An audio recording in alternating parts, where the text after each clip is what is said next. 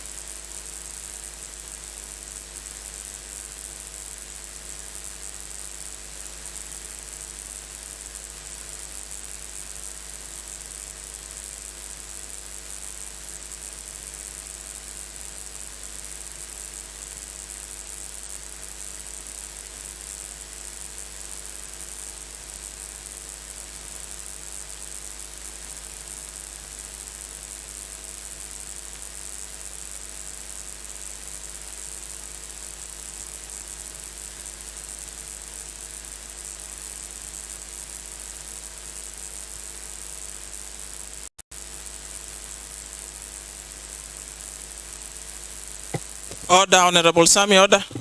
Order.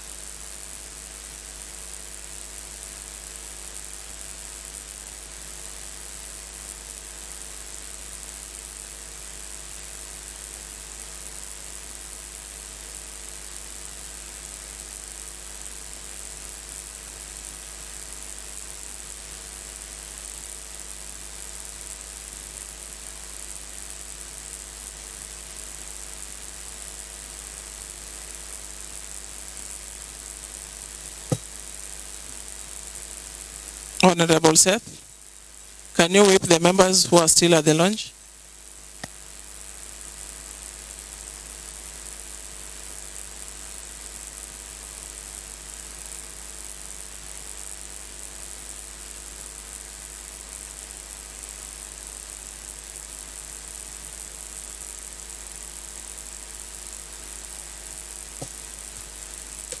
Clerk, can you take us through the order of the day?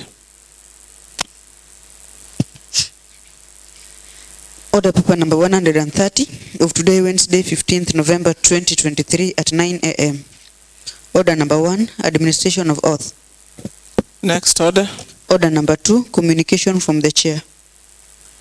Honorable members, we've been privileged to have with us students from Moi University, School of Arts and Social Sciences. I believe that should be in Eldoret. They are accompanied by their lecturers, Mr. Daniel Simotua. Welcome. Mr. Kilongi Wenani and Mr. Arnold Rono. Please feel most welcome to Kisumu County Assembly. We are being reminded that we have a former student, an alumni of Moi University.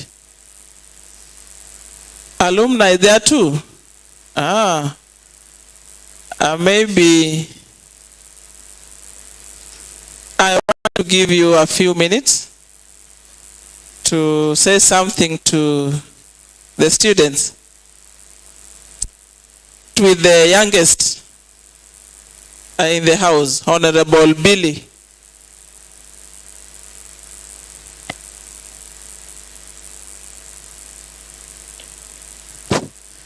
Thank you, Madam Speaker. I want to take this opportunity to welcome Moi University students to our assembly. I was there some few years ago, and I was the Secretary General of Moi University. There I was using the name Oliver Bill. Now here I'm Bill Odhiambo. I'm happy that you guys are here with us. Just want to encourage you that it is the university that helps to shape the society. So I want to encourage you people, rather throw the ball to you, that help us make a difference in this country. We are doing different things in this country, and just to give you an example, to be in this country, you don't need to be practicing a particular profession. So the profession you guys are, what you guys are studying is pivotal in what we are doing here. So I want to encourage you people, don't just follow your line or what you study, because after university, you can be anything. So help us change this country, help us fight for the rights of people in this country. And I'm so happy that the Moi University students are here, a university that shaped me to what I am. Some of the lecturers, I'm hearing their names here. I know them, and I know they don't know me, but I know them very well. So I'm happy, and we also have some other alumni here. I know they'll talk. We also have an engineer here from Moi University. So Moi University is truly the foundation of knowledge. Thank you, Madam Speaker. Thank you, Honorable Billy. Honorable Drakwach. Thank you very much, Honorable Speaker, for giving me a chance to welcome students from Moi University, a university with a difference. Yes, I was in Moi University from the year 2006 up to 2011. And it shaped me, it made me who I am today. I want to encourage the students who are visiting us today that take your studies seriously. Just as you have been told, Moi is the foundation for knowledge. In Moi, I know you are taking the course contents which are not mutilated. And in Moi, you cannot even cheat in exams. If you come out from Moi that you are a teacher, then you are a true teacher. If you studied engineering, you become a true engineer. An engineer whom, if given a chance to perform in the assembly, you will perform. So just as you have been told, this is a collection of professions. Here we have professions from different fields. We never learned legislation at the university, but we have found it very interesting here because of the knowledge that we got from Moi University. So it is my encouragement for you, and be reminded that being a student from Moi University, you have a very bright future. Otherwise, thank you. Welcome. Honorable Seth Okum. Thank you so much, Madam Speaker. Madam Speaker, allow me to join my colleagues in welcoming students from Moi University, the foundation of knowledge. Members, if you didn't know, then Moi University was established in 1984 under Cap 210A of the laws of Kenya. So when Rakwach says that is the foundation of knowledge, and the products of Moi University are true products in every profession, we are here as witnesses, and students can see today. We want to encourage you that wherever we go as products and alumni of Moi University, we want to see excellence in every aspect of life that you've taken. You are here to witness what's happening in the assembly, and I believe this is a process to encourage you to pursue different professions. Those who are interested in politics, those who are interested in professional careers, I believe that's why you are here. And we are here today to show you that with a university degree from Moi University, you can do anything. When I was in Madam Speaker, we used to have a system of learning called problem-based learning. The teacher only gives you 30%, and a student looks for the 70% of every subject that you're supposed to be taught. And that has given us an opportunity in this assembly. Some of the people here are still struggling even to use phones and iPads. But products of Moi University, as you can see, are so good at being savvy. I want to thank you. I want to thank you, Moi University. And I want to encourage more visits for students from Moi University so that we can always share and see how we can make our county better. I usually make jokes that when we were in Moi University, we used to be 5 students from different tribes. And during that time, we never knew that there is something called tribalism in Kenya. So I believe university is one way of making us a nation. When you see your students, your colleagues right here, you see them as classmates, college mates, or fellow students that you are with in the same university. We are struggling as Kenya to make Kenya one nation without looking at different tribes that we come from. And that's the purpose why you are in the university, if you didn't know. I want to encourage you to help our nation in making us one people so that we can aspire to be greater as Kenya. Thank you so much, Madam Speaker. Thank you, honorable members.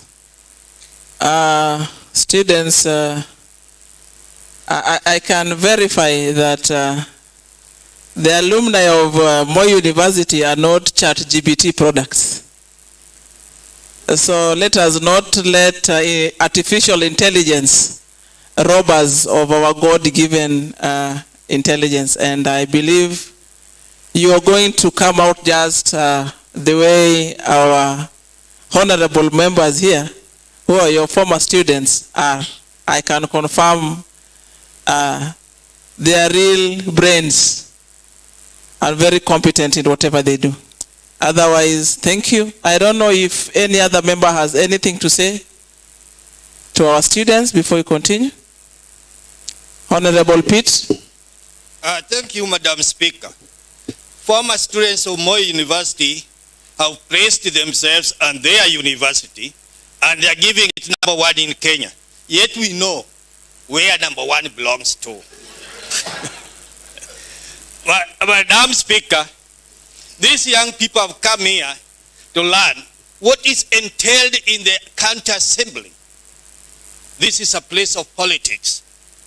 But it's not merely politics. No, politics, they say, is a dirty game. But politics is a noble profession.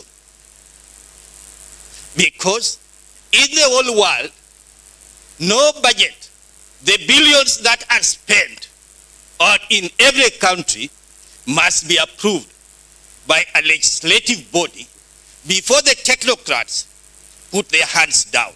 See how important politics is. And politics is a combination of professions. Here you will find the teachers, you will find the transport managers, those are the manambas. You will find the professional, like Honorable said, it is a combination of classes of people. That is what politics entails. See? And the most important thing is that it is politics that gives the country direction. That is, politics builds or destroys. So, look at these people, how important they are to this county government of Kisumu. They are the ones who give direction because of their obvious role. When things are going bad in Kisumu County, we shall be in the picture. What role are we playing? The same way in Kenya, when things are taking the wrong direction, we ask ourselves, what is our politicians are doing? So we come to a room of politics, which is very crucial in the management and development of the country. I know you young people now talk, it is our time for the young people. We are the future leaders. How do you become a future leader when you have not built yourself? Start building yourself professionally so that when you have matured, you are of age to lead a community, then you will carry up your head. You go to politics and you fight. But you will find it very interesting because we ask ourselves, what does the common man think of a politician? What do they consider to elect one? Those are matters that you will encounter in your life because I know most of you are ambitious politically. Thank you, Madam Speaker.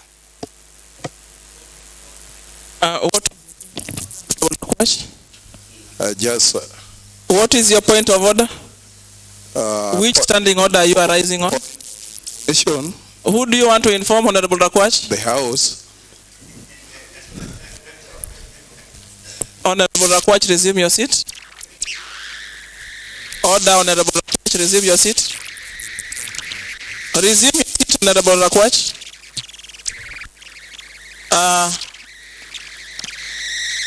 Our visitors, I know you may be concerned a little bit with the issue of affirmative action. I want to assure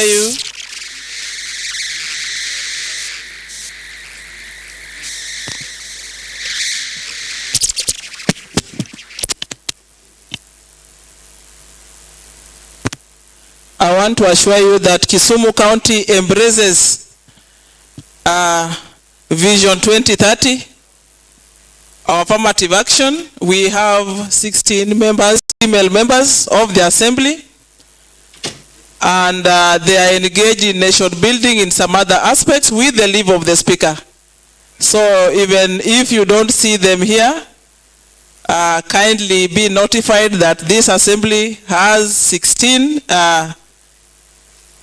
women leaders, 10 nominated and 6 elected, and they are outside the presence of the assembly with the blessings of the speaker. Thank you.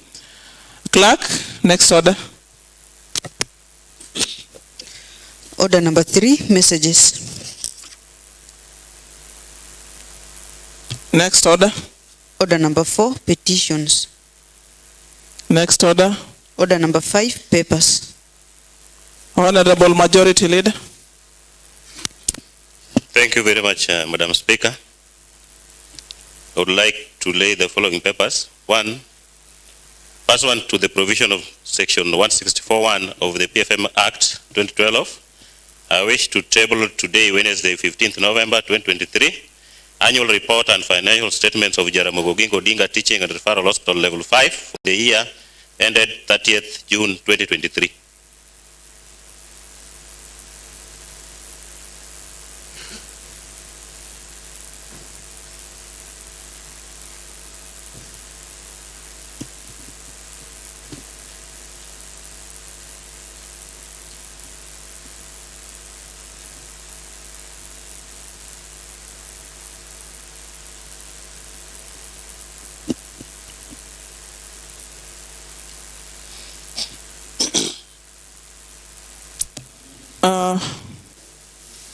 Honorable members,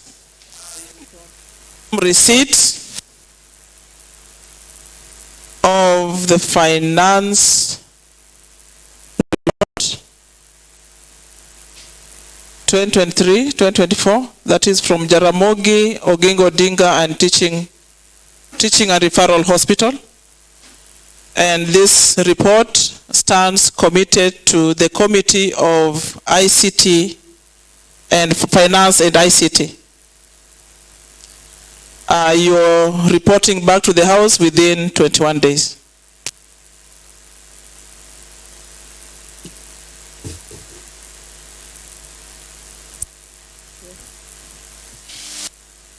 Thank you.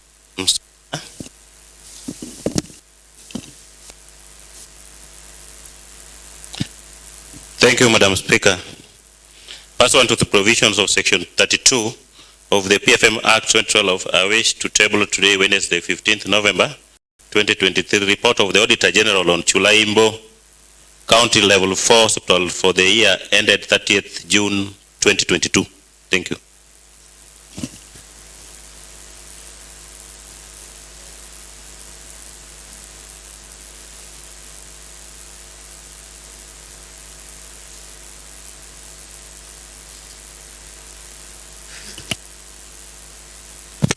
Honorable members, I confirm receipt of the Auditor General report on Chulaimbo Level 4 Hospital for the year ended 30th June 2022, and it stands committed to the Committee of PICPAC that shall report back to the House within 21 days.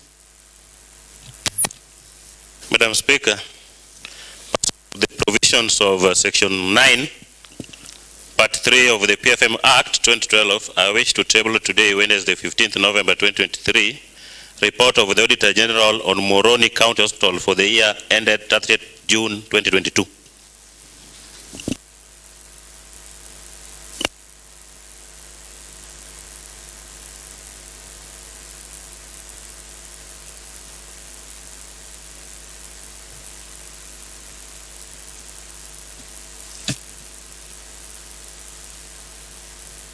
Honorable members, I here confirm the Auditor General report on Moroni County Hospital for the year ended 30th June 2022. It also stands committed to the Committee of PICPAC, and they'll report back to the House within 3 weeks.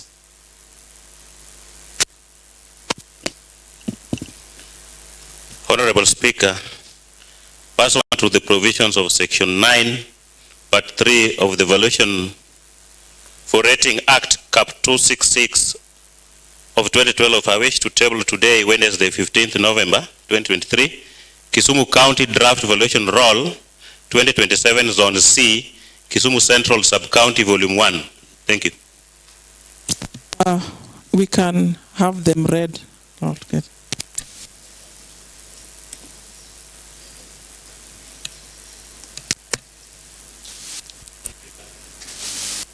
Madam Speaker, I request to read all of them. Go ahead. Pursuant to the provisions of Section 9, Part 3 of the Valuation Roll, Rating Act Cap 266 of 2012, I wish to table today, Wednesday, 15th November 2023, Kisumu County Draft Valuation Roll 2027 Zone Z, Kisumu Central Sub-County Volume 2.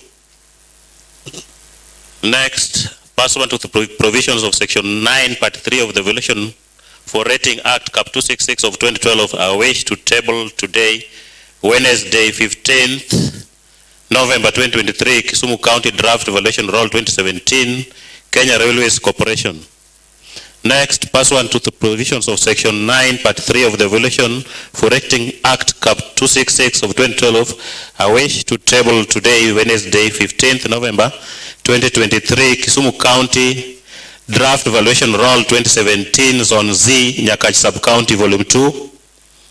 Next, pursuant to the provisions of Section 9, Part 3 of the Evaluation for Rating Act Cap 266 of 2012, I wish to table today, Wednesday, 15th November 2023, Kisumu County Draft Evaluation Roll 2017, Draft Public Land Evaluation Roll. Next, pursuant to the provision of Section 9, Part 3 of the Evaluation for Rating Act Cap 266 of 2012, I wish to table today, Wednesday, 15th November 2023, Kisumu County Draft Evaluation Roll 2017, Zone A, Seme Sub-County. Next, pursuant to the provisions of Section 9, Part 3 of the Evaluation for Rating Act Cap 266 of 2012, I wish to table today, Wednesday, 15th November 2023, Kisumu County Draft Evaluation Roll 2017, Zone F, Muroni Sub-County. Next, pursuant to the provisions of Section 9, Part 3 of the Evaluation for Rating Act Cap 266 of 2012, I wish to table today, Wednesday, 15th November 2023, Kisumu County Draft Evaluation Roll 2017, Zone E, Nyanda West Sub-County. Next, pursuant to the provisions of Section 9, Part 3 of the Evaluation for Rating Act Cap 266 of 2012, I wish to table today, Wednesday, 15th November 2023, Kisumu County Draft Evaluation Roll 2017, Zone B, Kisumu West Sub-County. And lastly, pursuant to the provision of Section 9, Part 3 of the Evaluation for Rating Act Cap 266 of 2012, I wish to table today, Wednesday, 15th November 2023, Kisumu County Draft Evaluation Roll 2017, Zone D, Kisumu East Sub-County. Thank you very much, Madam Speaker.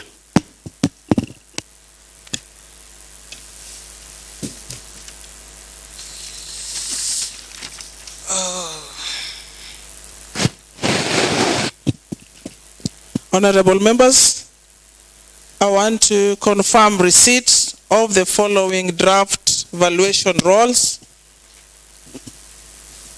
and I want to read all through and commit at once. That I have receipt of the Kisumu County Draft Valuation Roll 2027, Zone C, Kisumu Central, 2017, Zone C, Kisumu Central Sub-County, Volume 1. I'm also in receipt of Kisumu County Draft Valuation Roll 2017, Zone C, Kisumu Central Sub-County, Volume 2. I'm also in receipt of Kisumu County Draft Valuation Roll 2017, Kenya Railways Corporation. 5, Kisumu County Draft Valuation Roll 2017, Zone C, Nyakach Sub-County, Volume 2. I'm also in receipt of Kisumu County Draft Valuation Roll 2017, that is Draft Public Land Valuation Roll, and Kisumu County Draft Valuation Roll 2017, Zone A, Seme Sub-County, Kisumu County Valuation Roll 2017, Zone F, Muhoroni Sub-County, Kisumu County Draft Valuation Roll 2017, Zone E, Nyando West Sub-County, Kisumu County Draft Valuation Roll 2017, Zone B, Kisumu West Sub-County, and finally, I confirm of Kisumu County Draft Valuation Roll 2017, Zone D, Kisumu East Sub-County. And I want to therefore direct that the CCM in charge of urban planning may go ahead and do the publication and make the documents available for public scrutiny. Next order.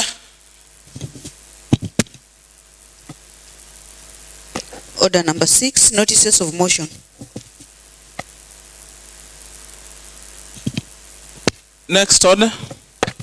Order number 7, statements.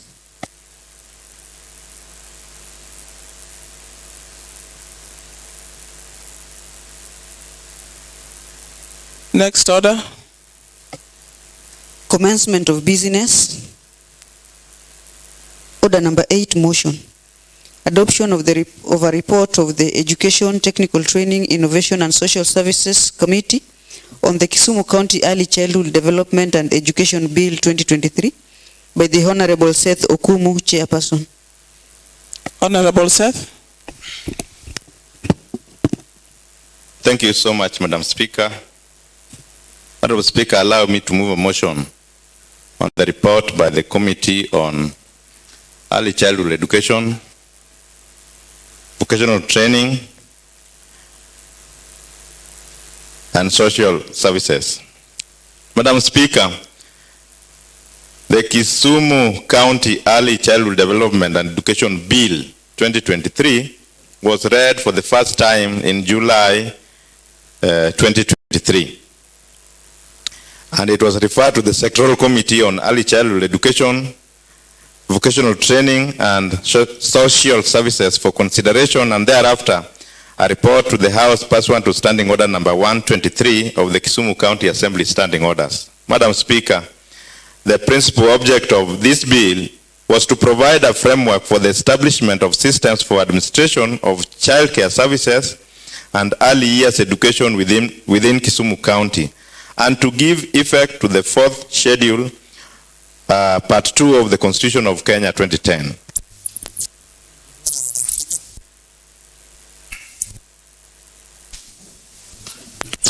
Honorable Dede, what is your point of order? Understanding order number 30. Kindly, the motion mover is on the floor.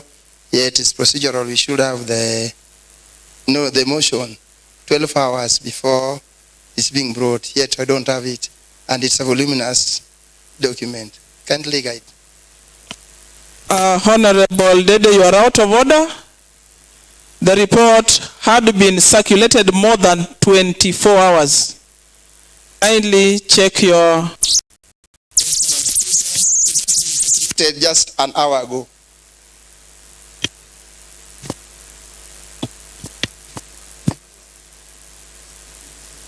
Thank you.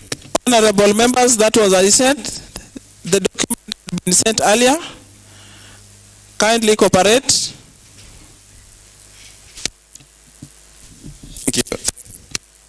Thank you, Madam, for protecting me. You know, that's why I mentioned that the foundation of knowledge produces students who are up to the... Order, Honorable Dede, order. Order.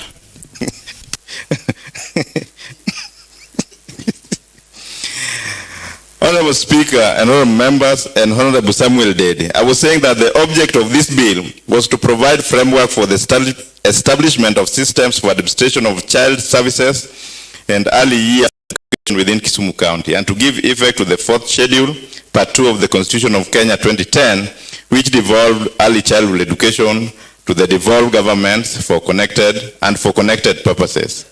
Honorable members, the bill therefore proposes to provide a mechanism to facilitate effective administration and management of early childhood development and education and child care services in Kisumu County, and accordingly give effects to Section 5(3) and Section 6 of Early Childhood Education Act 2021. Honorable members, the bill provides for preliminary matters including the short title, objects of the Act, and the guiding principles that guide the management and administration of child care early childhood education in Kisumu County.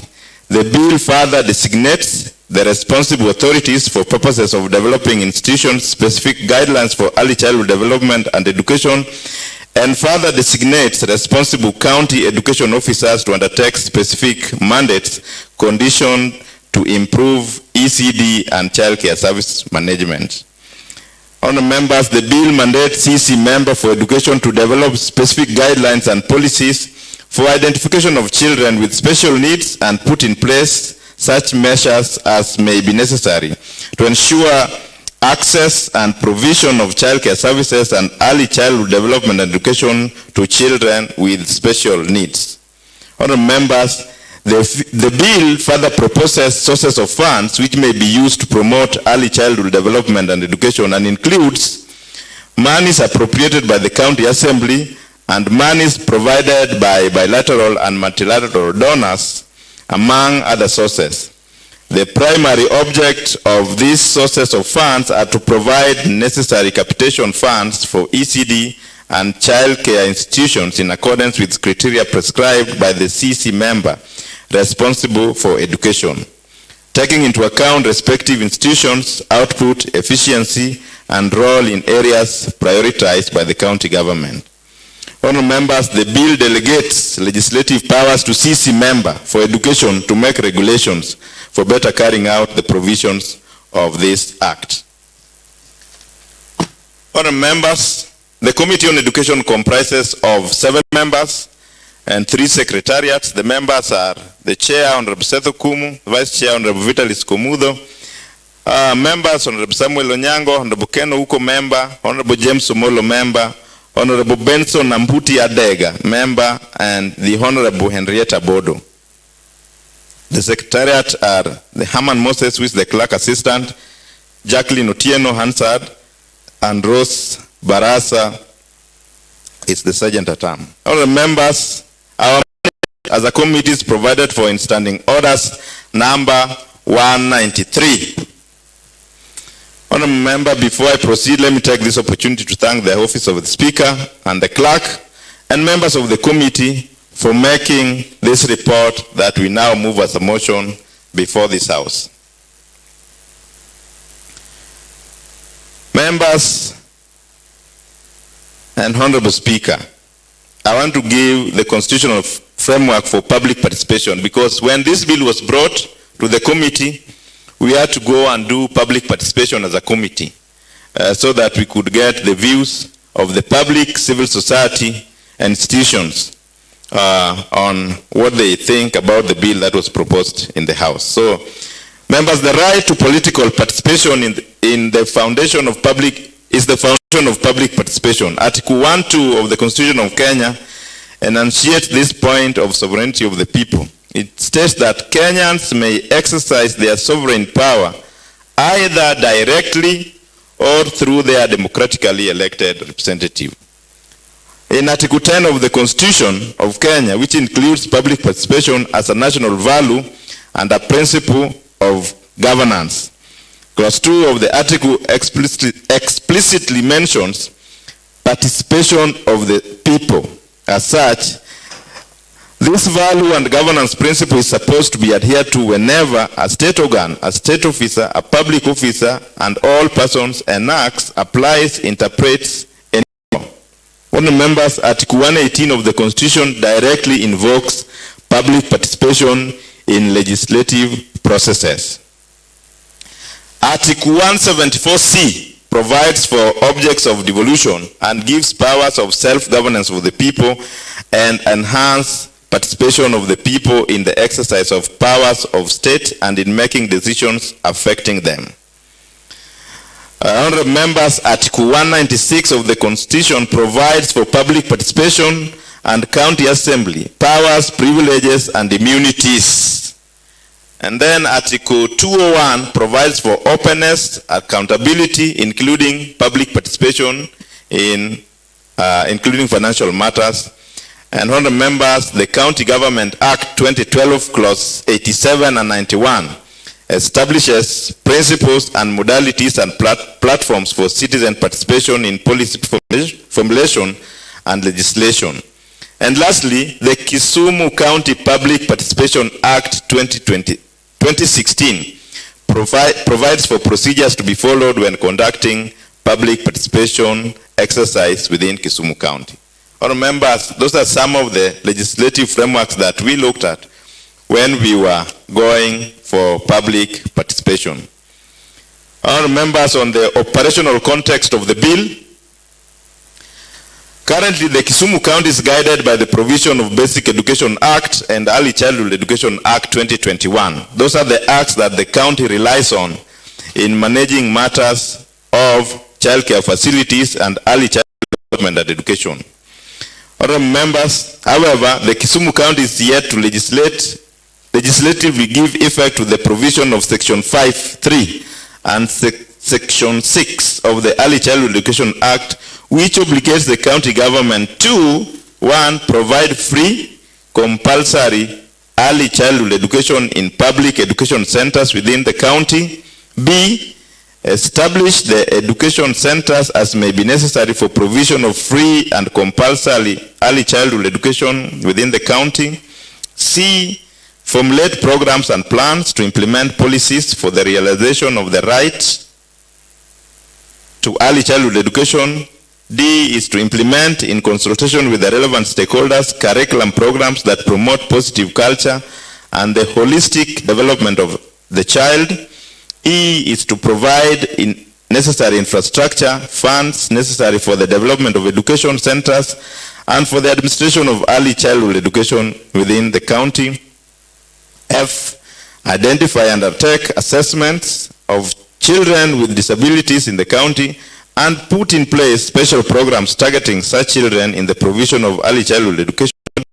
G is to ensure that children belonging to marginalized, vulnerable, and disadvantaged groups within the county are not discriminated against and prevented from pursuing and completing early childhood education. H is to carry out public awareness and advocacy programs in relation to early childhood development education. I, ensure provision of and support investment in human resource, infrastructural facilities and learning resources to facilitate the provision of early childhood education. J is to establish, maintain relationship with international and national and local institutions within the county involved in provision of early childhood education. K, to promote the circulation and access of up-to-date and timely information on early childhood education and development. And lastly, to develop a best classroom model for early childhood education centers within the respective county in accordance with the specification set in the first schedule.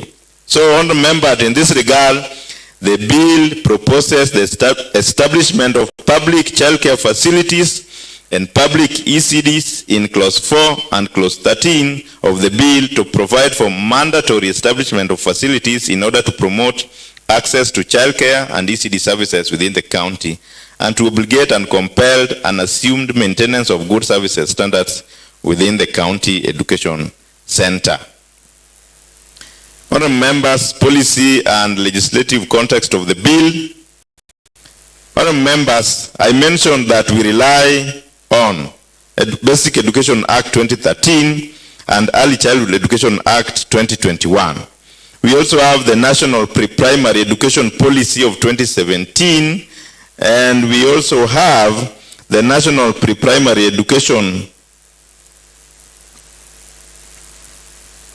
Honourable members, the bill attempts to mirror the ECD administrative structure contemplated in the National Pre-Primary Education Policy of 2017 by its proposals in Clause 26, and to establish the County Early Childhood Education Committee, but this may bring legal complications, particularly in view of the enacted Childhood Education Act 2021, which does not contemplate creation of County Early Childhood Education Committee. So the policy proposes CSEC, national policy, but the Early Childhood Education Act does not propose, but the bill that we have for Kisumu County is proposing early CSEC, which is the County Early Childhood Education Committee. Principles and object of the bill. Honourable members, the section and overview of the bill examines the main provision of which is 25 pages long and contains 8 parts, 49 clauses, And due to the length and complexity of the bill, this section contains non-exhaustive overview of the principal provisions of the bill. The bill has 8 parts, and I will read for you the parts. In part 1, we have preliminary provisions, which has the short title, interpretations, objects of the act, and guiding principles. Then part 2 of this bill provides for the procedure for establishment of childcare facilities. And in that part 2, we have clause 4, which provides for categories of childcare facilities. Clause 5 provides for establishment of public childcare facilities. Clause 6 of the bill provides for the procedures for registration of private childcare facilities. Clause 7 provides for maintenance of records of public childcare facilities and registered private facilities. Clause 8 provides for provisional registration of childcare facility. Clause 9 provides for review of provisional registration. Clause 10 provides for registration of childcare facilities. Clause 11 provides for location of registration. And Clause 12 of Part 2 of the bill provides for establishment of mobile childcare facilities. Honourable members and Madam Speaker, Part 3 of the bill provides for the framework for early childhood development and education. And it starts from Clause 13, which provides for categories of early childhood development and education. Clause 14 provides for establishment of and registration of public and private ECD centers. Clause 15 to 17 provides for procedure for administration of public ECD centers and childcare facilities. Clause 18 provides for prohibition and incentives for the management of ECD centers and childcare facilities. Clause 19 provides for obligation of early childhood development and education centers. And Clause 20 of Part 3 of the bill provides for protocols of handling matters related to absenteeism. Then Part 4 of the proposed bill provides for management and administration of early childhood development in the county. And it starts from Clause 21 to Clause 37, with Clause 21 talking about establishment of an administrative structure which enables children to access quality childcare and early learning at any level. And then Clause 37 closes with provision for the terms and conditions of services of teachers in county ECD sector. Then Part 5 of the proposed bill provides for financial provisions, and it runs from Clause 38 to Clause 40. Clause 38 providing for sources of funds which are proposed to promote early childhood development and education within the county. Clause 39 provides for auditing accounts of the Department of ECD. And Clause 40 provides for establishment of center-based audit. Each center will have to be audited individually. Part 6 of the proposed bill provides for quality and assurance standards, and it runs from Clause 41 to 44, with Clause 41 providing for appointment of quality assurance and standards officer for purposes of the Act. Clause 42 provides for powers of ECD quality assurance and standards officer. Clause 43 provides for responsibility for maintenance of standards, while Clause 44 provides for county qualification framework, which intend to set standards and benchmark for qualifications and competencies, including skills, knowledge, attitudes, and values. Part 7 of the proposed bill is for general provisions, and it runs from Clause 45 to Clause 49. Clause 45 providing for actions that may be taken against a childcare facility. Clause 46 provides for procedures for suspension of registration of childcare facility. Clause 47 provides for cancellation of registration. Clause 48 provides for general penalties, and Clause 49 provides for delegated legislation.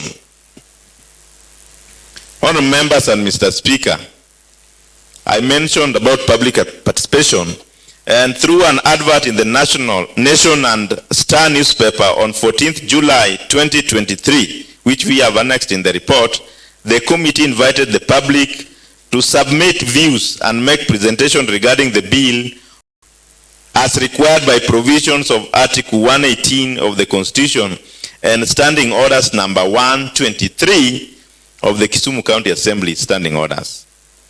Honorable members, following the request to the general public to submit memoranda, the committee received memoranda from the following persons: the Kisumu County Interfaith Network, 2, Tunza Bora We Care Network, and 3, Kenya Private Schools Association.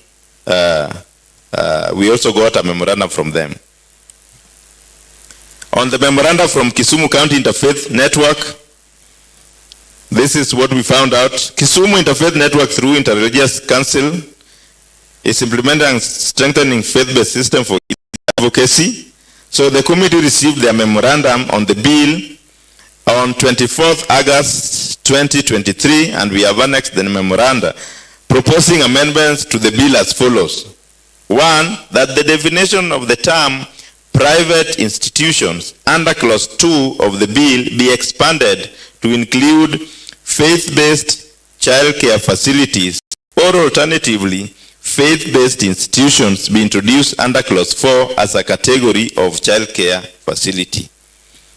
2, they also propose that amendment be caused to clause 6 by introducing a new subclause immediately after subclause 3 to include additional registration requirement for religious institutions that to register a child care facility within the premises of the institution. These requirements may include: A, compulsory production of certificate of registration of such religious institutions and the religious society, and B, a certificate of ordination. The Interfaith Network also proposed amendment to clause 26(1) under composition of County Early Childhood Education Committee be amended to include representative of Kisumu Interreligious Committee. They also proposed in their memorandum amendment to clause 9(5) by deleting 5 immediately after the word at least and replacing therefore with the word 10. The rationale for this proposal is that the minimum number of 5 mentioned in the bill does not make economic sense, as well as it does not guarantee quality of service provision. Honourable members, they also proposed that a clear provision in the management and administration of mobile childcare facilities be provided for in clause 12. And lastly, they proposed that the limitations of free admissions to public ECDs and childcare facilities provided for in clause 15 be provided. Currently, fees are charged for admission into public ECDs and childcare facilities. Honourable members, I say that we got also a memorandum from Tunza Bora We Care Initiative, and these are the proposals that they made on the bill. 1, that the bill in clause 6(3) is not cognizant of the diversity of childcare facilities, and that if registration is too high, some already established caregivers may be deregistered. Honourable members, Tunza Bora also proposed that clause 6 under registration of private childcare facilities is ambiguous, since it does not provide how registration fee shall be determined. That is, who decides the fee and how much, putting into consideration unique needs of childcare facilities. Tunza Bora also mentioned that clause 8(2) and clause 8(5) is contradictory in terms of time period for the provisional registration. Then they also talked about clause 8(3)(c), and they said it's not clear on the definition and composition of the association, and it's ambiguous in regard to whether the association is at sub-county level or county level. Then their 5th amendment is on clause 6(3), and they're saying it should be amended to include procedures for registration of home-based childcare facilities, and that home-based childcare facilities be obligated to be registered under single umbrella body or CBO. And then their 6th amendment is on clause 27 under functions of CSEC, which is County Childhood Education Committee, and it be amended to include: A, develop of pathways for referrals from learning facilities to health facilities in case of health-related emergencies, and B, prescribe standards for construction of public ECD centers in concurrence with relevant agencies. Honourable members, we got a memorandum from Private Schools Association, and in their memoranda, these are the amendments that they proposed, that unless in the context of the bill otherwise, KPS has defined under interpretation term as follows. So they want inclusion of KPSA into the definition of terms.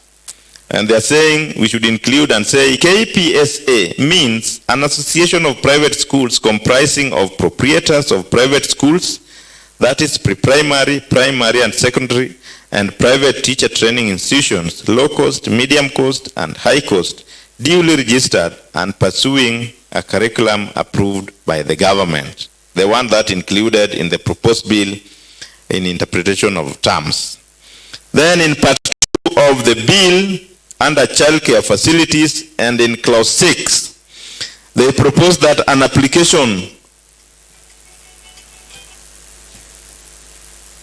pardon me, Honorable Madam Speaker. Part 2 on childcare facilities, clause 6.3, proposes that an applicant who intends to establish a registered private facility is under a duty to submit the following alongside the applications. These are their proposals. A, certificate of registration, or in case of company, a copy of memorandum or article of association of the company. B, duly completed signed application forms for the management of childcare facilities in the prescribed form. C, duly completed signed application forms for the center manager of the childcare facility in the prescribed form. D, a childcare facility assessment report by Quality Assurance and Standards Committee. E, a public health and sanitary inspection report. F, the title deed, allotment letter, or valid lease agreement covering a period of not less than 5 years. And G, prescribed fees. So in that clause 3, KEPSA, Kenya Private Schools Association, is recommended that clause 3, part A, be expunged. And 2, that a transitional clause be provided for in the bill to transition already operating childcare facilities during implementation phase of the legislative proposal. And 3, that the form and nature of application form contemplated in clause 6 be provided in the regulation. Then KEPSA also had an amendment in clause 8, which is provisional registration of childcare facilities. And they recommend that this provision be clearly provided. One, this is what they are saying, that clause 8.2 further proposes that a person intending to offer child services but does not meet all the requirements for registration as set out in clause 6.3 be issued with provisional certificate. That is what the bill proposes. And KEPSA feels that the time frame that is given in that clause be increased, and they recommend that clause 8.2 be amended by deleting 12 months and replacing therefore with the word 18 months immediately after the phrase. So they think that 12 months will not be enough for those who have not met the requirement for registration of childcare facilities. Then clause 8.2c, in 8.2c it reads that private facilities shall pay levies through the association to the county government. The Kenya Private Schools Association feel that they need to be given this money first, then they hand over the money to the county government. And with that, they recommend that we have an amendment to clause 8.2c, and that it reads that levies be submitted by individual institutions to the relevant county authority. And that now reads that clause 8.2 be amended by deleting the phrase through the association to the county government. Immediately after the word levies. Interesting, honorable members. Then on location of registration, Clause 11 proposes that management committee shall not change location of centers nor acquire additional premises for the purposes of running childcare facilities unless it has applied to and obtained approval of CSEC. So in their observation, they feel that the proposal bars management committee from acquiring additional premises for running childcare facilities. And it's their conclusion that since private childcare facilities are private properties, this provision inadvertently infringes a right to acquire property and may injure cumulative intention of Clause 11, Part 1. So KEPSA proposes that Clause 11, Part 1 be amended by deleting the phrase nor acquire and replacing thereof with the phrase or use immediately before the phrase additional premises. Then in Clause 12, mobile childcare facilities, KEPSA observed that the proposed provision contemplated in Clause 12 are same provision contemplated in Clause 11. So they propose that Clause 12 be drafted or deleted from the bill. Then Part 4 of the bill, in management and administration of early childhood development in the county, KEPSA submits that a place, function and responsibility of KEPSA is not provided for in the bill. So they want to, their functions to be provided for in the bill, which is not in the proposed bill right now. So they recommend that an application for registration of ECDs or childcare facilities be approved upon showing compulsory membership with KEPSA. That any private person who wants to open a childcare facility or an ECD must have compulsory membership with KEPSA. And that KEPSA has established or anchored with an establishing provision of the bill. So, in Clause 26, establishment of county early childhood education committee, and in the proposed bill, the CSEC membership is not more than 10 and comprises of the following: CC member for education, CC member health, CC member agriculture, chief officer education, director ECD, representative of public service board, representative of county department of public works, representative of TSC, county children's officer, representative of Ministry of Education, that is quality assurance standards, early assessment and resource center, representative of faith-based organization, and representative of non-state actors. So KEPSA observes that in the membership, the list of members provided is 13. So KEPSA further observed that certain identification of members is not clear, such as early assessment resource center. That is in K, Clause 26, Part K of the bill. They have further observed that certain identification of members is not clear, and we are unable to establish who this member is going to be. So they recommend, therefore, that the phrase early assessment resource center contemplated in Clause 21, Part 1, K, be deleted or replaced, therefore, with the phrase representative of Kenya Private Schools Association. So they want us to delete the member early childhood resource and include membership from KEPSA. And they also think that Clause 26, 1, Part L be amended by introducing the phrase registered in KEPSA immediately after the word faith-based organization. So they think that all faith-based organizations must register with KEPSA before they before they have membership in CSEC. And see that KEPSA has reserved at least 3 slots in the membership of the committee. Out of the membership of the committee in CSEC, they want 3 slots. On members, we went for public participation in the sub-counties. And in Muhoroni, we did public participation at Muhoroni PAG Church, 9 a.m., starting at 9 a.m. In Kisumu East, we did at Kolua Central, at Ragumo Community Hall, starting from 9 a.m. In Seme, we did public participation at Kombewa Huduma Center in Central Seme, from 9 a.m. In Kisumu Central, we did at Kisumu Social Hall, which is in Market Milimani from 9 a.m. In Nyando, we did at Karanda AIC Church at Ahero Ward from 9 a.m. In Kisumu West, we did at Ojola Resource Center in Southwest Ward from 9 a.m. And in Nyakach, we did at Papunditi Hall in Central Nyakach from 9 a.m. I believe next time we are going for public participation, we shall be having Kadebo sub-county. And I think Honorable Reiko will help us identify where we'll be doing public participation because it's a gazetted sub-county.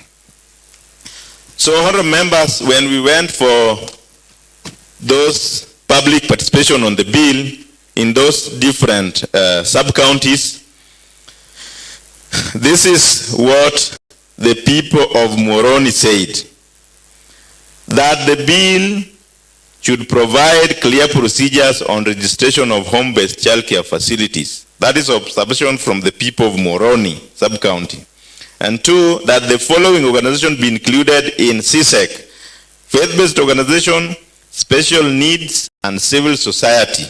And lastly, that a clear procedure be provided for how ECD teachers will be remunerated or appraised. In Kisumu East, during their public participation, this is what the public said.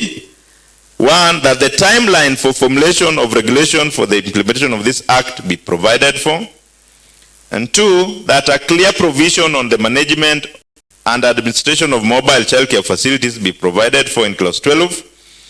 And three, that the limitations of free admission to public ECDs and childcare facilities provided for in clause 15 be provided. Currently, fees are charged for admission into public ECDs and childcare facilities. The people of Seme, Kodongo, on their public participation, had these proposals on the bill. One, that the levies be submitted by individual institutions to the relevant county authority. And two, that clause 82C be amended by deleting the phrase through the association to the county government immediately after the word levies. And C, that the clause 27 of the function of the county early childhood education committee be amended to include develop pathways for referrals from learning facility to health facilities in case of health-related emergencies and prescribe standards for construction of ECD centers in concurrence with the relevant agencies. Honorable members, in their observation, the people of Seme observed that the current ECDs are experiencing budget deficits and there is need for sufficient budget to manage the institutions. The people of Kisumu Central, during public participation, had the following recommendations. A, that clause 11.1 be amended by deleting the phrase nor acquire and replacing thereof with the phrase or use immediately before the phrase additional premises. And B, that the form and nature of the application form contemplated in clause 6 be provided for in regulations. The people of Nyando, in their public participation at Karanda AIC, had the following. One, that the procedure for management of mobile childcare facilities, particularly in market areas, be provided. And B, that qualification of childcare services providers be provided for in the bill. They also observed that the current ECDs in the county have acute understaffing, and new ECDs should have basic social amenities and infrastructure. Of Kisumu West, in a public participation at Ojola Social Hall, had the following recommendations. One, that the bill in clause 6.3 is not cognizant of the diversity of childcare facilities, and that if registration is too high, some already established caregivers may be deregistered. And B, that clause 6 under registration of private childcare facilities is ambiguous since it does not provide how registration fee shall be determined, who decides the fee, how, and considering the unique needs of childcare facilities. The people of Nyakach, in their submission, I think they had the briefest, that the procedure of funding of school feeding program be provided for, and the program be made compulsory. The people of Nyakach are interested in free feeding program. So after those public participation and analysis of the memorandum that the committee got, these are our recommendations. Honorable members, that clause 8(2)(c) be amended by deleting the phrase through the association to the county government immediately after the word levies. 2, that clause 11(1) be amended by deleting the phrase nor acquire and replacing thereof with the phrase use immediately before the phrase additional premises. Honorable members, that part 2 of the child care facilities be amended by introducing the following new clauses immediately after clause 6 as follows. So we shall be having a new clause, and that will be clause 7, and it shall read, there shall be established in every public child care facility a child care management committee. Part 2, the management committee shall be capable of taking, purchasing, or otherwise acquiring, holding, charging, or disposing of movable and immovable property. C, receiving donations and grants, and doing or performing all other things or acts for the proper performance of its function under this act, or any other function as may be directed by the CEC member for education. Part 3 of clause 7 shall read, in performance of its function under paragraph A and B in subsection 2, the management committee shall first seek approval of the CEC member. Then we shall have a clause 8, without prejudice to the generality of section 7 of this act, a public child care facility established inside an ECD center shall be managed by an ECD board of management, established in accordance with section 29 of ECD Act 2021.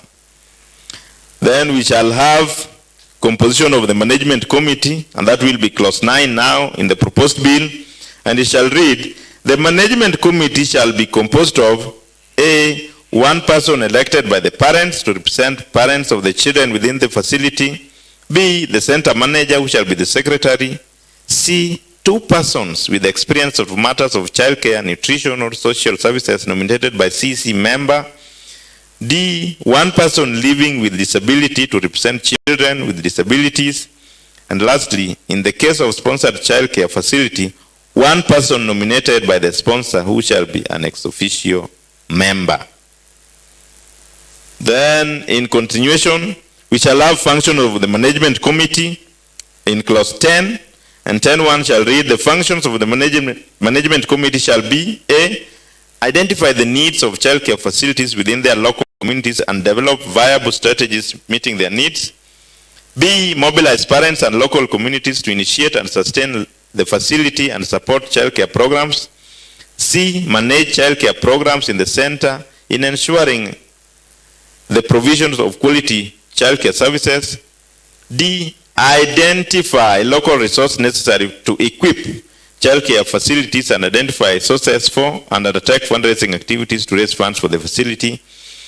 E, ensure provisions of adequate equipment and facilities within the childcare facility, that such equipment and facilities are well maintained. F, carry out advocacy in relation to the needs of the rights of child in relation to the childcare. And G, carry out such functions as may be necessary for implementation of this act within the childcare facility. Honourable members, recommendation again in clause 30 that the bill be amended by deleting the words and management committee for ECD center and childcare facility respectively, and immediately after the words board of management, and replacing therefore with the words established in accordance with section 29 of Early Childhood Education Act 2021. So clause 30 will read, there shall be a board of management established in accordance with section 29 of the Early Childhood Education Act. That is the proposal that we have for how the clause 30 will now read from the proposed bill. Honourable members, clause 49 under delegated legislation, we want it amended by deleting entire provision and replacing therefore with the following new clauses. 1. The CC member shall make regulations generally for the better carrying out of the provision of this Act. And two, that the CC member shall prescribe minimum operation standards relating to public early childhood education centers and childcare facilities within 90 days of enactment of this Act. Honourable members, we are responding to, I think, a memorandum by Kenya Private Schools Association on the time frame for making regulations. So that's how we put it. And 49.3 shall read, without prejudice to the generality of subsection 1, the CC member shall prescribe minimum standards relating to matters to the following matters. 1, premises and facilities. 2, practices in relation to child learning and development. 3, staffing and parental or caregiver participation. 4, health and safety. And 5, communication and consultation with parents. And lastly, operation or of early childhood education services in a manner that ensures health, comfort, care, education, and safety of children attending licensed early childhood services. Honourable members, clause 49 3C shall read, provide for grant, duration, expiry, renewal, suspension, transfer, reclassification, and cancellation of registration certificates of one or more specified kinds of service providers for each kind of early childhood and childcare services. 49 3D shall read, prescribe the conditions subject to which registration certificates may be granted, renewed, or transferred, and the fees payable in respect to the grant, renewal, and transfer of such certificates. Then E shall read, prescribe conditions governing that may be imposed in respect of registered education centers and the duties of their service providers. Part F shall read, provide the records to be kept by education centers in respect of children attending registered centers. G, prescribed fees required to be paid under this Act. H, prescribed standards for management of mobile childcare facilities. And Part 4, the regulations made under subsection 2 may be prescribed, may prescribe different standards and other requirements for early childhood services of different types of or descriptions and in respect of different kinds of registration. Part 5 of clause 49 shall read, the authority of the CC member to make regulations shall be limited to bringing into effect the provisions of this Act and the fulfillment of the objectives specified under subsection 1.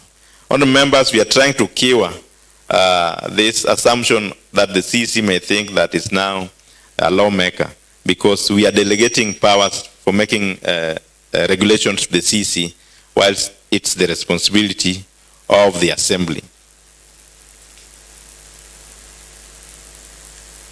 Other members, so in that part 5, it will read, the authority of the CC member to make regulations shall be limited to bringing into effect the provision of this Act and the fulfillment of the objectives specified under subsection 1 and the principles and standards set out under the interpretation and general provisions of the Act and the Statutory Instrument Act number 23 of 2013 in relation to subsidiary legislation shall apply to regulations under this Act. Honourable members and Mr. Speaker, the committee, having considered the Kisumu County Early Childhood Education and Development Bill 2023, on behalf of the Committee on Education, Technical Training, Innovation and Social Services, I wish to move this motion for consideration and adoption by the House, and I want to call the Honourable James Omolo to second this motion. Thank you, Honourable members.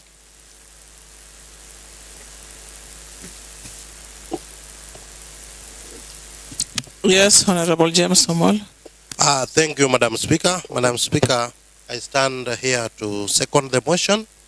And Madam Speaker, this motion will see that our ECDs and the public ones and the private ones and the faith-based ones are properly managed.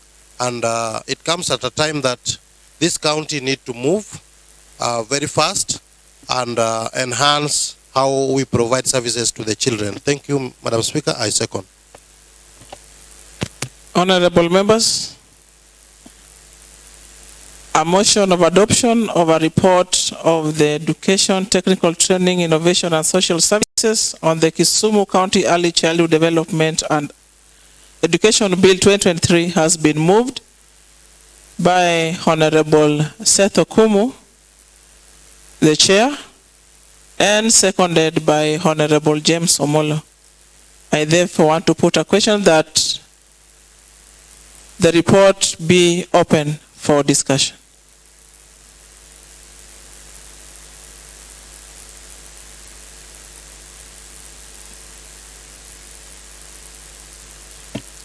Yes, Honorable Nyaoke. Thank you, Madam Speaker. I want to first take this opportunity to thank the chair of this committee, who happens to be an alumni of Moi University. I think it is by coincidence that, or not a coincidence, that he's also the chair of this fundamental committee we have in the Assembly. Mr. Speaker, this committee has done quite an elaborate job, particularly in dealing with this educational bill of 2023. And Madam Speaker, there are just a few things that I wanted us to note as we appeal for the adoption of this good report, Madam Speaker. Madam Speaker, I will refer to the public participation in Nyakach, where they suggested that the procedures for the funding of school feeding program be provided and the program be made compulsory, Madam Speaker. Madam Speaker, early childhood education is fundamental foundation to our great children as they come up, Madam Speaker. Some of us, we did do a lot of investment to our children at the early childhood education, Madam Speaker. And it is from that foundation that brings them to a better stage when they are now approaching later education standard, Madam Speaker. Madam Speaker, from where we are coming from, we do have a lot of challenges, particularly in if you look at the feeding programs from these ECDs, Madam Speaker, there are sometimes interventions that requires that we intervene as leaders from these particular areas to support the feeding programs in these various ECDs, Madam Speaker. And it becomes a burden, sort of a burden, even to us as leaders. That is why during that public participation in Nyakach, where I was also present, Madam Speaker, people expressed the concern that some of these things, particularly the funding and the feeding in these schools, be made in such a way that they are assured, the programs are assured and made compulsory, that the county government should look at ways and means of making sure that the feeding program is available, Madam Speaker. Those are young souls that we really don't want to subject to sometimes maybe a lot of hunger, because we know from our rural areas, people have got different means of getting what they, like their daily bread and so on and so forth. Madam Speaker, even if you look at the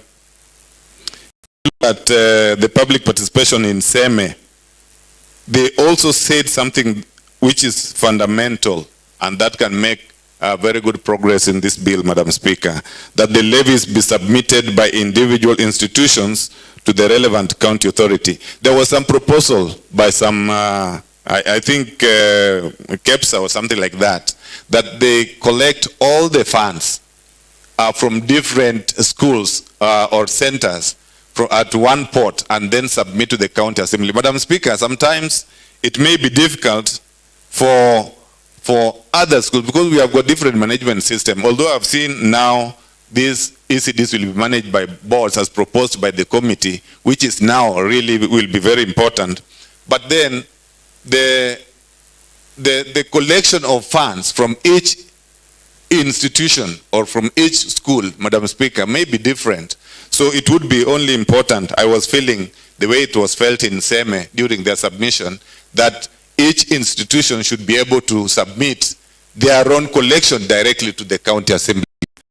Madam Speaker, I think that one was a very... Order, Yes. Honorable Member. Does the county assembly receive... No, sorry. Excuse me, Madam Speaker, I apologize for that. I withdraw from that. To the county government, not the county assembly. So I think that submission, Madam Speaker, if it is taken into consideration, I think that would be the best. So that we don't, sometimes you may put it in that one pot, while others are contributing and others are just riding behind others. So Madam Speaker, I think that one was also a better contribution and a better concern that if we need to put in this bill, Madam Speaker, I think it will be one of the greatest bill that we have in terms of our education center. Thank you, Madam Speaker. I beg to support the adoption of the report. Honorable Kennedy. Thank you, Madam Speaker. May I take this opportunity to thank my chair, Honorable Seto Kumu, for leading this committee and probably coming up with all this. Madam Speaker, the bill was properly introduced in the House. And in fact, it went through all the required guidelines to the third reading, where amendments were made and actually given the final approvals, which is also required. I thank the committee very clearly. And you know, Madam Speaker, the sense of public participation came out very clear. And these are some of the fundamental issues. We are talking about law. And when we are making a law like what we are doing now, I'm happy to be associated with this committee because this is the first time probably where we are having a guideline of how to control the ECD systems within the county government. It is a devolved functions of the county government, but we had no clear guidelines and regulations controlling all these things. And now we have one. I really commend the House for coming up with all this, because this is one of our functions is to make laws, and this is what we are doing. Thank you, members. Thank you, the committee. We are proud of you. I hope God is going to guide Kisumu County. Thank you, Lady Speaker. Honorable Komuda. Many thanks, Honorable Madam Speaker, to my colleagues, honorable members. I stand here to support the report, belonging to the committee also as the Vice Chair. A very articulative report, a very clear report, very indicative report, very specific report, capturing all the sub-counties accordingly. We categorically go as per each category of the sub-county together with their views and of course general views to be considered. And of course you heard from the chair very clearly that this is the mandate of the committee. Once more, I wish to thank my colleagues in this sincere committee, very sincere, led by very able chair, together with very able members, for bringing a very accomplished report. I stand here to support the report 101%. Thank you. Honorable Millicent Omoya, member representing North Seme Ward. Yes, thank you, Madam Speaker. First, I want to take this opportunity to thank the Education Committee under the leadership of Honorable Sane. Very good boy, just like your mother.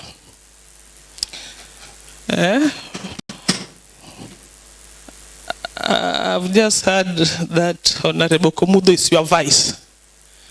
I believe that one day we'll also do a report like this one for ward development. Yeah.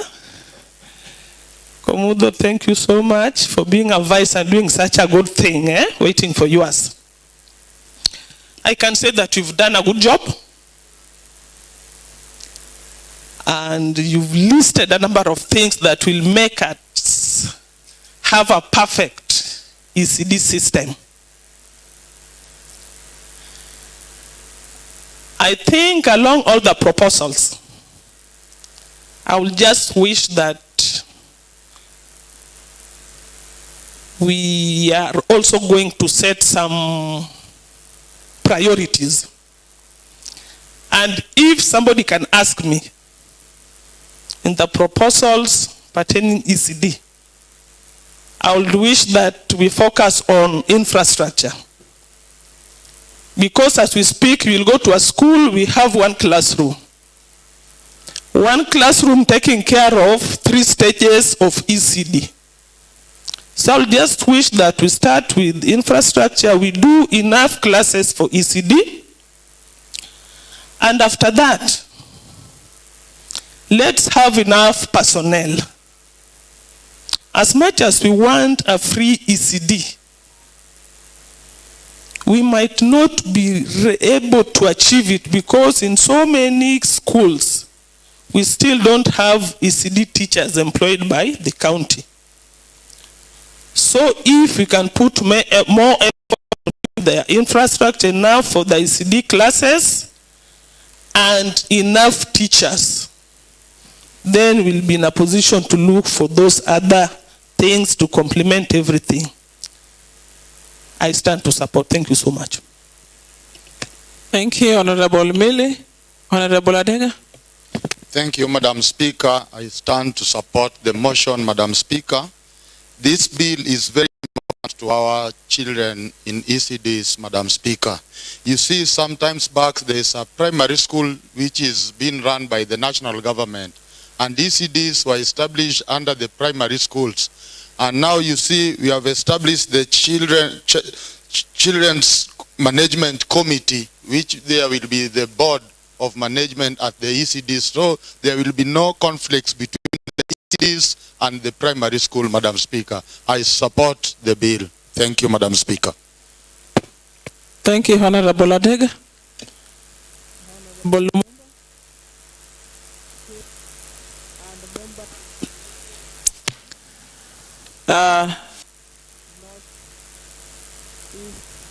Catch ward. Madam Speaker. Oh, sorry, Southeast Nyakach. Southeast Nyakach ward. Neighboring Kericho. Madam Speaker, I rise to support the good report that has been brought by Chair Education. But Madam Chair, I love to poke in some holes a bit. I'm not going to support 100%, but I'm much better, maybe 90 plus. Madam Speaker, in the report, I did not see the MOU between the ECD and education. Education is devolved. This is a different department. We have education at the national level and then ECD at the county level. We share facilities, we share compound, we share a lot of things, but this requires some kind of memorandum that will protect both the primary and ECD. We also have standalone ECDs. I've not heard the report talking about how we partner with standalone. Madam Speaker, I also would have wished this committee to have come out boldly to advise the county government that they are not responsible, the national government, facilities or functions as it is now. The ex-county government has apportioned money in the name of bursary to secondary schools, to university students, to tertiary colleges, yet that is the function of the national government, denying the ECDs their rightful share. By now, Mr. Speaker, we would have been done by all the infrastructure that Madam Omuya is talking about. Now the 16th year, ever since national ECD was devolved, yet funds are apportioned, but they are being used or taken to the wrong function. I wish and I hope this House, if it is not for political populists, should come up and stand up to direct the money that is meant for ECD in order for us to finish all the infrastructure that is required. Thank you, Madam Speaker. Yes, Honorable Benny Oikopete, member representing Kabonyo Kanyagal Ward in Nyando Sub-County.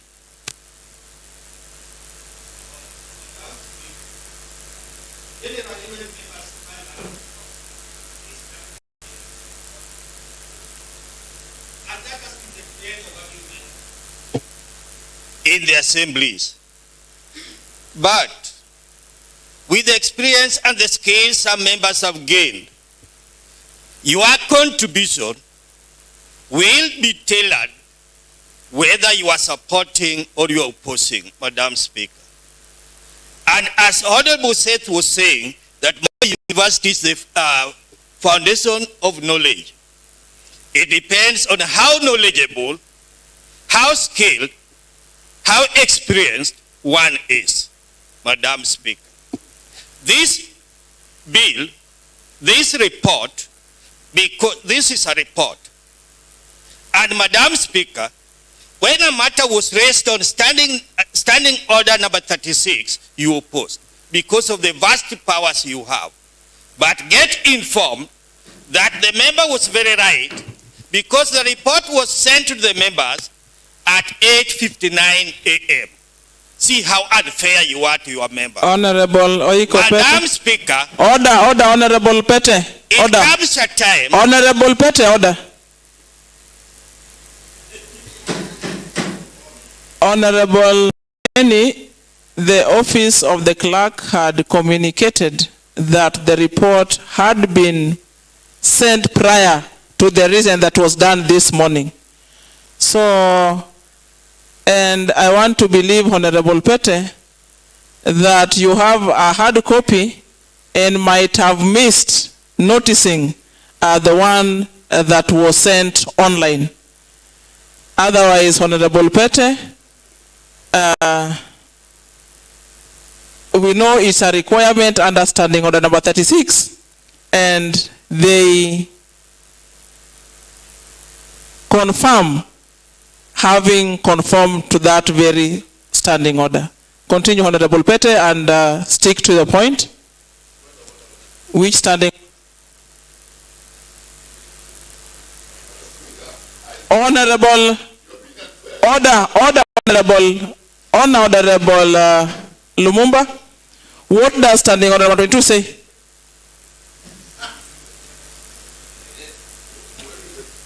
You are out of order. Honorable Benny, continue. Madam Speaker, the report is very good because a bill had been brought in this assembly on the Basic Education Act of 2012, the Early Childhood Education Act of 2021. The Kisumu County government has seen it fit to domicile the Early Childhood Education Act 2021 into an act so that they manage their early childhood education. This is very superb.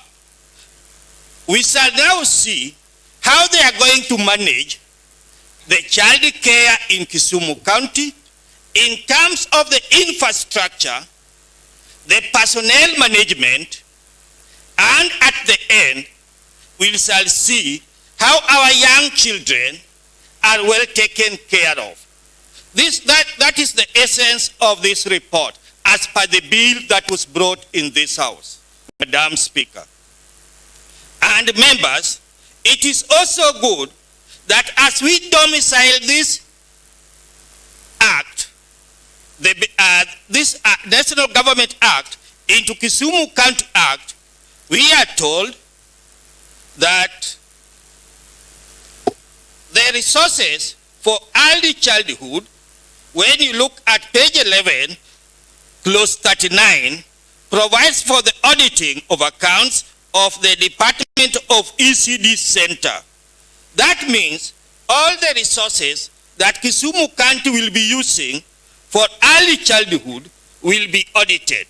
We shall now see how efficient, how caring the Kisumu County government is on matters of early childhood, which is very important for us because we know the primary is for the national government. But when it comes to infrastructure, we know the early childhood is centered in our primary schools. That will bring no problem because the primary schools are owned by the communities. The early childhood will also be owned by the communities. There will be no problem. The KEPSA had demanded that they form part of the committee, and they wanted 3 slots. And that one has not been captured in the final report. That one has not been captured in the final report, but the 3 slots they wanted would look a lot. The 3 slots they want would look a lot. They are our private developers on matters of education and early childhood. We cannot ignore them. But let them have the 1 slot they had been given so that we walk the talk with them. Madam Speaker, this report, with the regulations that will follow, it is our hope that the early childhood education in Kisumu County will be well managed. I so submit. Thank you for that powerful submission, Honorable Pete. Yes, Honorable Sami, member representing Railways Ward in Kisumu Central Sub-County. Thank you, Madam Speaker. Madam Speaker, may I call the mover to reply? Honorable members, the mover has been called to reply. Do we have any member who still have any submissions? Yes, Honorable Dede. Thank you, Madam Speaker, for according with the opportunity to also air my sentiment concerning the report. It's clearly that since the inauguration of the regulation 2013, we've not have any act considering the education system. Being that ECD was devolved, we were still working with the acts from the national government. So I thank the committee for having it better so that we have our acts to at least guide us over the issue of ECD. According to the findings, we found that all the necessities required were well done, being that the issue had to be tackled at the right time. We got the information from the public participation, whereby all the views from the community were gathered through public participation and were well captured. Concerning their views, we had the views from different organizations which brought the memorandum, like the Tuza Bora, the Kisumu County Interfaith Denomination, the Kisumu County Interfaith Network, and the Kenya Private Schools Association. We received the memorandum, and with their memorandum, I thank the committee. They considered all what they were brought, all those who are brought in the memorandum, and as per their recommendation, most of their memorandum were misleading the issue of ECD involvement. So that I thank the committee members for having worked well, studied each and every clause which was brought in the memorandum, and analyzed them well and brought them to the work. And I so submit. Thank you. Thank you, Honorable Dede, member representing Northward in Kisumu West Sub-County. The mover had been called to reply. Honorable Seth.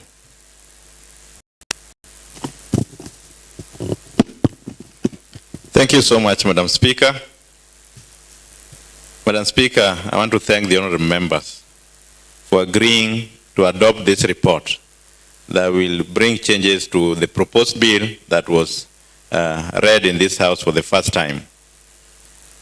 Honorable members, I want to agree with the honorable member for North Stem, the honorable mother, Millicent Omoya, that we need to focus on infrastructure and ECD teachers. The purpose of this bill and why we are enacting it is to instill that in the county of Kisumu. I want to link that with what Honorable Mumba said, that for this to happen, counties need to focus on their devolved functions. It's true that we spend, and it's needed by our people, close to 210 million on bursaries. But this is a function that is mostly a national function. Even though our people need bursaries, but this makes us omit the delegated function that we had in the 2010 Constitution on education, which is early childhood development, education, and vocational training centers. That money would help us focus on infrastructure and ECD teachers that you mentioned above. Honorable members, the Honorable Iko talked about the inclusion of KPSA, the Kenya Private Schools Association, in CSEC. The Honorable Iko, the composition of CSEC is provided for in the policy and in the act. So as an assembly, if we have a national act, then we cannot change that composition unless otherwise. So we picked that composition as provided for in the policy and the act, and that's what we've brought into the Kisumu County ECD proposal. Honorable members, I think it's been mentioned here severally, and I think it started with the Honorable Dede, and has been propagated by the Honorable Member for Kabonyo Kanyagwal on Standing Order number 36. And I want to read, Honorable Speaker, what Standing Order number 36 talks about. And it's part 4 of our orders, and it's orders of business. And it's written, order paper to be prepared and circulated. And it reads, the order paper shall be prepared by the clerk, showing the business to be or taken by the county assembly, and the order in which it is to be taken, including notice paper showing the business for each sitting day or of the week, together with such information as the Speaker may from time to time direct. Part 2, the order paper shall be published in the County Assembly website and shall be available to members at least 12 hours before the County Assembly meets. But supplementary order paper shall be made available at least 1 hour before the County Assembly meets. Full stop. End of Standing Order number 36. Relating Standing Order number 36 to provision of report in this assembly is not only misleading, but is not fit for senior members like Honorable Dede and Honorable Aiko. I think they were out of order to quote an order does not fit what they wanted done. They have the report. I know in this assembly that it's only Honorable Aiko that is not able to read from any digital equipment. So we provide for hard copies for him. And I think today we did the same. And if he didn't have, I was prepared with this copy to provide for him. But again, I want to agree with their submissions on the report. And even with that short notice, they gave very, very valid information to this committee that will inform the second reading of this bill. Madam Speaker and honorable members, I want to let you know that this bill is very, very important in management of our ECD centers. And it's not only ECD centers, we are also trying to manage child care facilities. Those children who are below 5 years, who cannot start learning, but because of the nature of work that the current parents, they might take them to places where they are being kept. As a county, we want to manage those places and see that they are fit for keeping kids that are below 5 years. So please, if you still have any recommendation for changes on this bill, please make it a practice that while we will be doing the second reading in the afternoon, please be available and provide those necessary amendments that we might be having into the bill so that we have proper management of our ECD centers and child care facilities. Thank you, Honorable Speakers. I beg to reply.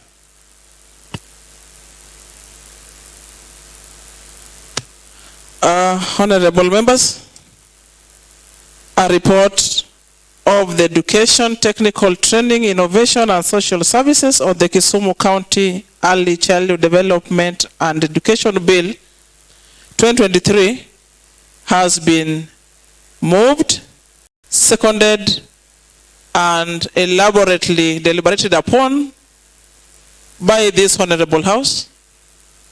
I therefore want to put a question of adoption that may, as many are of the opinion that this report be adopted, say aye. Aye. May as many that are contrary to the opinion say nay. The ayes have it. And report stands adopted.